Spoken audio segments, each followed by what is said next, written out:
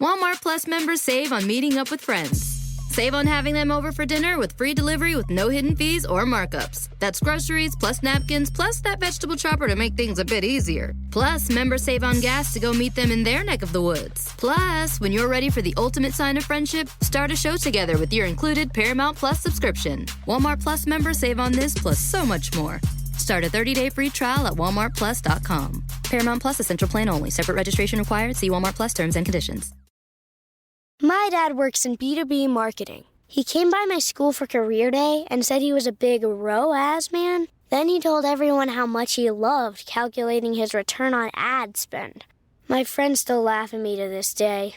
Not everyone gets B2B, but with LinkedIn, you'll be able to reach people who do. Get a $100 credit on your next ad campaign. Go to linkedin.com/results to claim your credit. That's linkedin.com/results. Terms and conditions apply. LinkedIn, the place to be, to be. Every team, every topic, everywhere. This is Believe.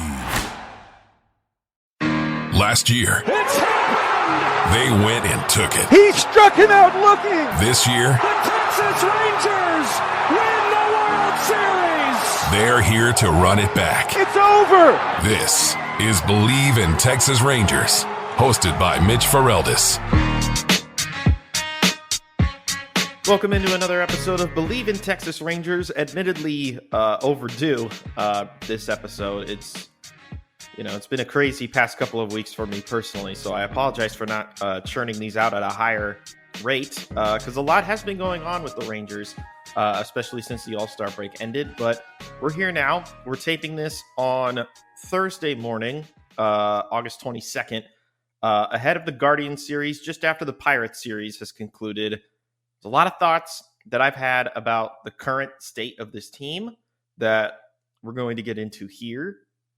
And then we're going to talk about some of the positives, and we're just going to kind of reflect on the season, because I feel like at this point, that's where we stand right now with the Rangers. And that's kind of the top story is, yes, they just had the series win against the Pirates, and it was really cool for Wyatt Langford to hit the walk-off yesterday the way he did. But it just further highlights a ton of issues that this team has had, specifically after the All-Star break. I'm not going to get into all the nitty-gritty numbers because then we'd just be here all day. I will emphasize this. Yesterday against the Pirates, they collected their first series win in about a month and their second series win since they came back from the All-Star break. The other being the Chicago White Sox, where they took 3 out of 4. And yes, anytime you take more games from the Chicago White Sox than they take from you, it was a good week. But when you're putting it next to the Pirates as the only team that you've been able to collect a series win against in the last month plus, then it shines a different light. Because if you look back at the schedule, these are the teams that the Rangers had lost series to since returning from All-Star break. The Baltimore Orioles, that was at home. The Toronto Blue Jays on the road, they got swept by Toronto. The St. Louis Cardinals on the road, they lost 2 of 3. Boston Red Sox at home, they took 2 of 3. Or they lost 2 of 3, excuse me. Houston Astros at home, won the first one, lost the last 2. Yankees in New York, lost 2 out of 3. Red Sox, again, in Boston, lost 2 out of 3. The Minnesota Twins in Texas, lost 3 out of 4 at home. Until now, where the Pirates just took 2 out of 3. Or the Rangers just took 2 out of 3 from the Pirates to get their first series win since the White Sox during the last week of July. Which is crazy. It's almost been a complete flip of how they performed going into the All-Star break, where they got hot and they swept the Tampa Bay Rays at home. And they felt like they put themselves in a position where they could be back in contention before we know it. And of course, they sent 3 All-Stars to the game, which was in Texas. But then everything after that has just been disastrous. They got Tyler Mahle back from injury. Well, he's back on the shelf again. Max Scherzer came back from injury. He's back on the shelf again. John Gray, thankfully, just came back from injury, but I don't know what specific role he's going to serve. He came out of the bullpen the other day, so John could be doing just about anything down the stretch. How would you characterize this season, I guess is what I'm trying to lead to. You're coming off of a World Series. You're trying to defend. They're obviously doing a miserable job of defending the World Series title. Somebody else is going to win it this year. The Rangers are probably not even going to make the playoffs. So where do you stand with this season? Because as of right now, barring some sort of miracle, the Rangers are 12 and a half out of the last wildcard spot. They are 5 games behind the Mariners, who are in second place in the division. And they're closer in the division, in the American League West, to the Angels and the Athletics than they are to the Mariners or the Astros.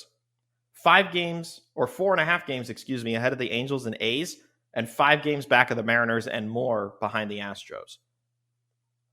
I don't think that we would have gotten to this point where we're wondering, how the hell did the Rangers get closer in the standings to the bottom than they did the top? And maybe there were some telling signs. The fact that they had not had a full complement of their team for most of this season. Josh Young just came back. He's had a couple of home runs, but he's still rounding into Josh Young form. Josh Smith was a pleasant surprise, but he's kind of slowed down a bit as the season winds down.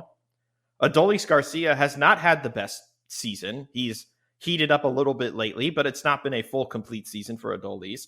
Corey Seager's been Corey Seager. Marcus Semien has really taken a downtick. They were even hitting him third for a period of time. That was just trying to find other ways for the offense to do something. Like, it's been miserable. It's been rough. I can't imagine having to sit through all of these series and you're just hoping that you win one game and that's all that they can win. So this is me putting a nail in the coffin on the Rangers season. Yes, I know. There's been crazier things that have happened, but the odds of them turning it around, somehow making the playoffs, I just don't see it. And maybe you do, and maybe you disagree with me, and that's fine. But there's nothing that I see right now, and there's nothing I see from the team right now that would convince me that they're going to turn this around and make the playoffs with a month and a week to go. Here's another thing that really is telling to contrast the two seasons. So last year they won the World Series, right? Every year leading up to that World Series run was a losing record since 2017, I believe. They're currently under 500 right now. And if they finish this season with an under 500 record, it will be their 7th time with an under 500 record in 8 years.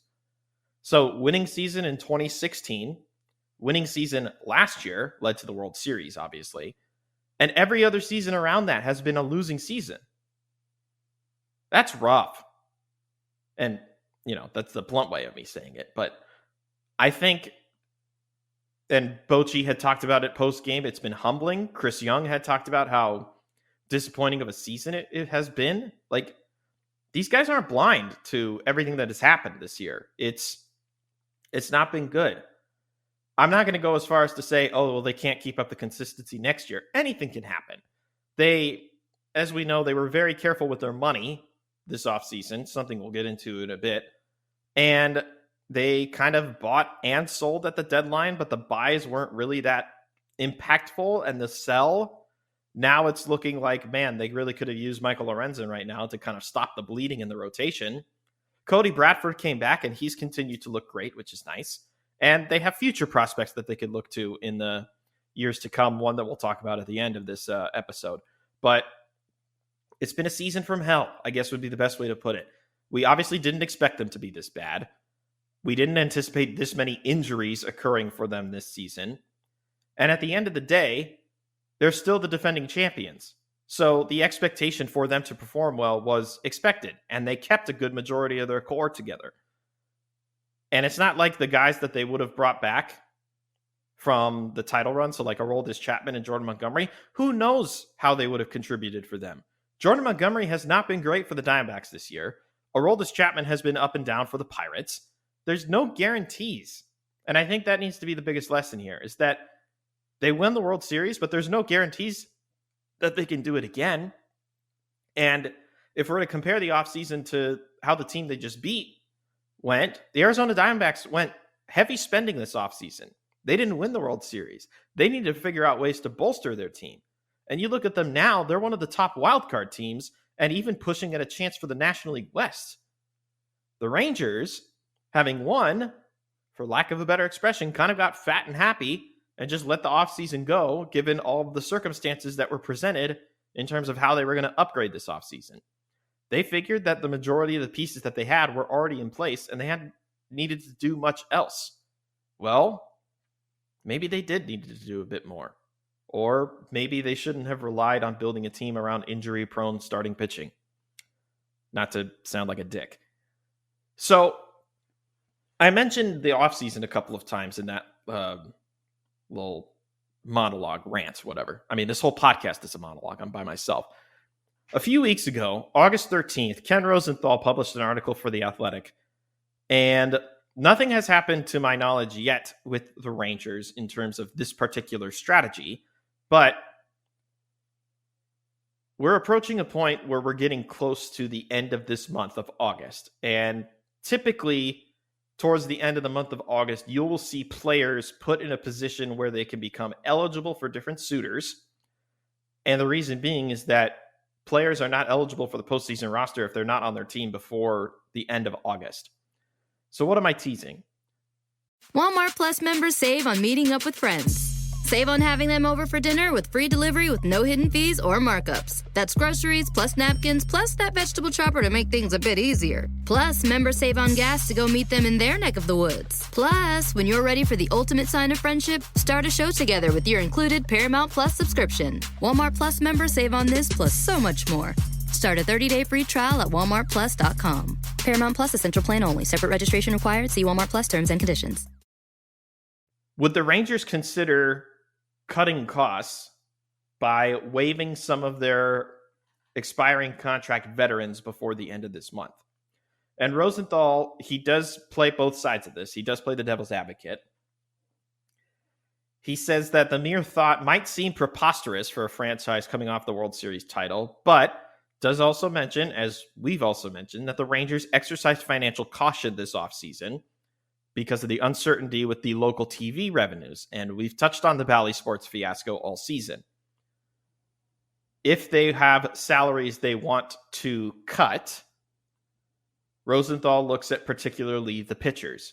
And pitchers that we had talked about ahead of the trade deadline, too. Andrew Heaney, David Robertson, Kirby Yates, and Jose Leclerc. And if they were able to succeed in getting off any of those, Rosenthal points out that they could get back almost $6 million. He also goes on to say that such a maneuver would be a bad look, not just for the Rangers, but also the league. And he points out how the Angels did their massive dump last year when they realized they weren't going to make the playoffs. But he does also mention that the league is not really keen on the idea of this being a recurring thing every August, where teams are giving up on contention to save themselves some money. And if the Rangers were to do that, boy, would it shine a bad light on the league. This was the team that just won the World Series this past year, and now they're giving up?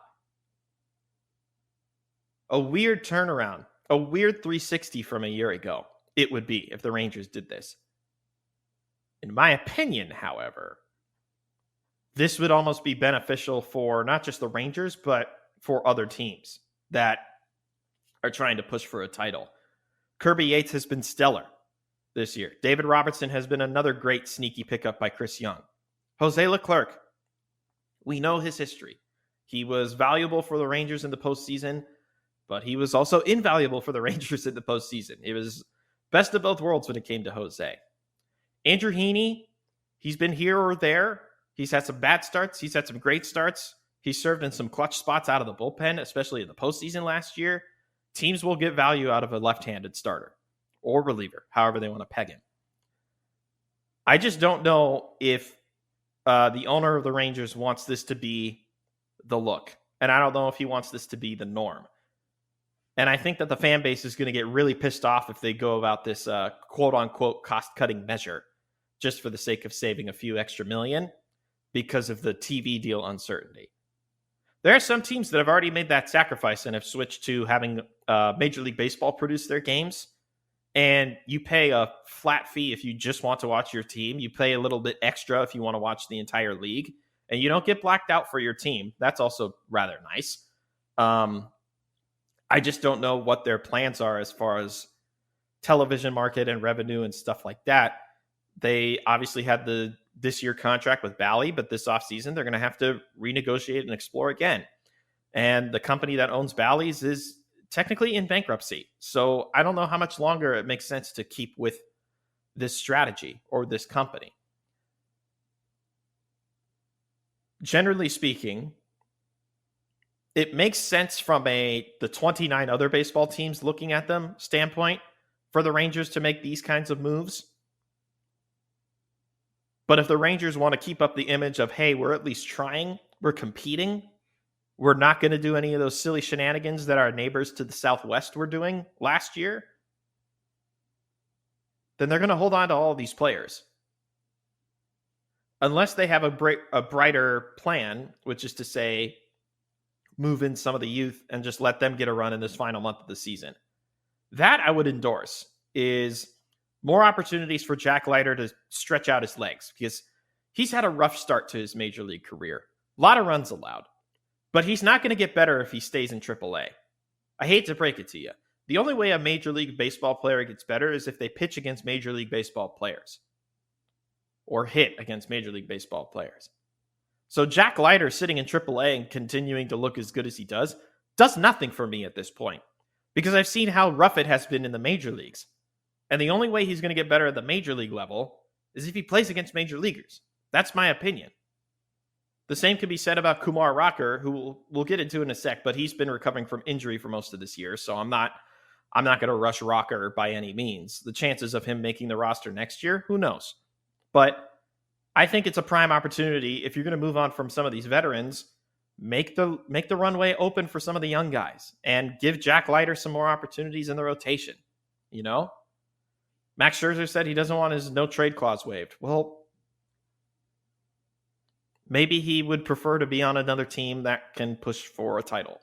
I don't know who's going to pay for that money, because it's a lot of money for Max, but I don't know what his services are left here. He wanted to be on a winning team. He wanted to push for the postseason with this team. He doesn't want to move, but this team's not going anywhere anymore. All right, instead of ending on a negative note, let's talk about the positives. And I've mentioned the name Kumar Rocker a few times. For those unfamiliar with the journey of Kumar, he and Jack Leiter were teammates at Vanderbilt, and both of them were top 10 picks in the 2022 draft. The difference is Jack Leiter signed his deal with the Rangers when he was picked 2 overall. Kumar Rocker was selected 10th overall by the Mets, but because of a physical issue, I think it was, Kumar was not signed before the deadline, and thus became a free agent after college. Kumar then went into independent league, where he pitched himself back into form, and I think he was then drafted again. I think that's how it works. You get drafted again, or he got signed again, but he got signed by the Rangers and picked up by the Rangers. However the proper process was. Correct me, please. And now, after recovering from season-long surgery, he's been pitching primarily in Frisco. And I tell you, it has been very impressive what he's done so far in Frisco. In 19 2/3 innings pitched for the Rough Riders, Kumar has allowed just 1 earned run, and he struck out 29 batters. And if you want to make that ratio sound a little bit better, he's only walked 3 batters. There was even an appearance against Midland where he struck out 8 batters in 4 innings and allowed just 3 hits. Like, he's looked very, very dominant, and much better than he did for, the complex Rangers in Arizona. He's actually looked very, very impressive. Now, they're not blowing past an inning count. He got to 4 2/3 the other night against San Antonio. But I don't know what their plan is for him for the rest of the year. He's obviously looking really good against AA talent.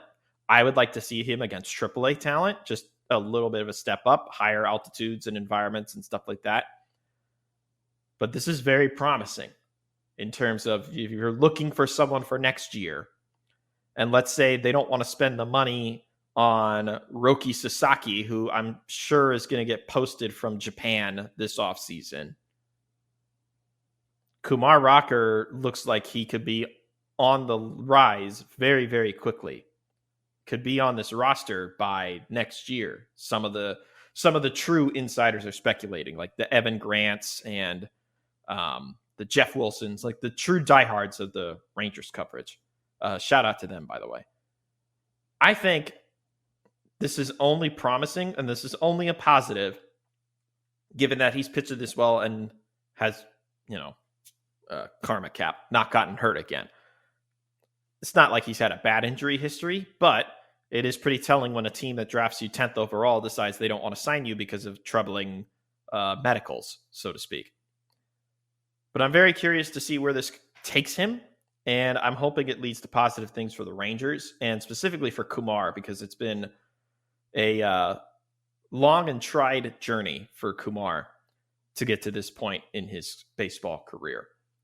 All right, we'll wrap things up by looking at the upcoming weekend. And so the Rangers are off today, taping this on a Thursday, like I said.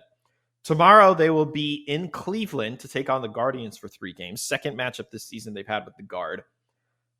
First go around, if I recall correctly, it went in the Guardians' favor in Texas. So it'll be Nathan Eovaldi against Tanner Bybee in the first game. That'll be a 6:10 first pitch Central Time. Tanner Bybee on the year is 10-5 with a 3.33 ERA, and the Guardians are one of the best teams in the American League this year. Stephen Vogt's probably on pace to win Manager of the Year in his first year with the club. Nathan Eovaldi, 8-7, a 3.76 ERA. Saturday, it's going to be a matchup with John Gray and Ben Lively, a couple of veteran guys. John 5-4 on the year with a 3.75 ERA. Lively 10-8 with a 3.68 ERA. That's also a 6:10 Central first pitch. And then a Sunday day game, 12:40 Central. Cody Bradford, who's been excellent all season long, even though the season has been split into 2 parts for him. 4-1 record with a 3.56 ERA. And then Matthew Boyd, who does not have a record. He's 0-0 this season and has a 3.38 ERA. Should be a good series in Cleveland, but I'll be very curious to see how the Rangers perform, particularly offensively. Guardians have been one of the better pitching teams this year, and they've gotten surprise seasons, particularly I mentioned out of Lively. They've not had Shane Bieber all year, so the fact that they've been able to recover in that way has been very admirable. And they have an MVP candidate every year in Jose Ramirez, maybe one of the more underrated players in the entire league. Everybody knows how great he is, but he doesn't get talked about at the rate of, the Aaron Judges or right now the Bobby Witts and Gunnar Hendersons. Like, Jose has been consistently year in and year out one of the best players in baseball. So it's not going to be an easy task for the Rangers this weekend, and it will ease up after this series, but no task for the Rangers has been easy since the All-Star break. And that's going to do it for this episode, so stay locked. I plan to get back in a better groove of consistency, going series by series. I think there might actually be an opportunity with the second White Sox series coming up. I think I might get a chance to talk to my colleague, Greg Mraz, with Believe in White Sox. Be sure to check out the work that he does, too. Greg's awesome. He's very energetic. He's very much fit for this role. So that'll put a cap on it, and we'll see if the Rangers make any bold moves in the next week or so. So until next time, believe in Texas Rangers.